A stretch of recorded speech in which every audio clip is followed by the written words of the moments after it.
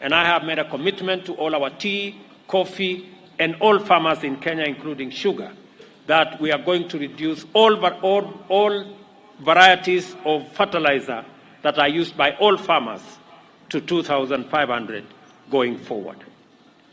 We have also developed a proposal to establish a framework to provide incentives for investment in local value addition of tea. Keteba, which processes smallholder tea, participated in the inaugural export of the economic community of West Africa states under the EAC and EFTA program. Under the coffee revitalization program, 72 factories are earmarked for upgrading. Additionally, farmers are to be provided with seedlings and fertilizer at subsidized prices.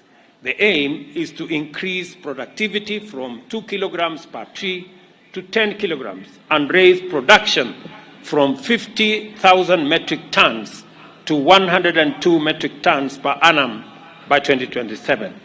I want to assure coffee farmers that the government of Kenya will work with all stakeholders to ensure that wastage, inefficiency, corruption, and other malpractices are eliminated. Farmers must get a good return for their crop. I want to assure all farmers, let me be specific about coffee. I know at the moment there are challenges in the coffee sector. I have taken a keen interest.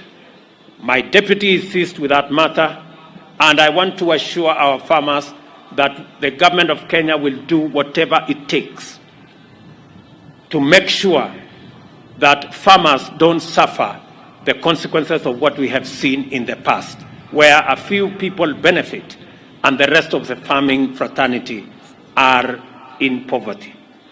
Wakulima wote, especially wakulima wa kahawa, niwaambie ya kwamba tutahakikisha. Tunajua saa hizi kuna matatizo ya soko, lakini hiyo soko na matatizo yaliyoko katika sekta ya kahawa ni lazima tuyatatue.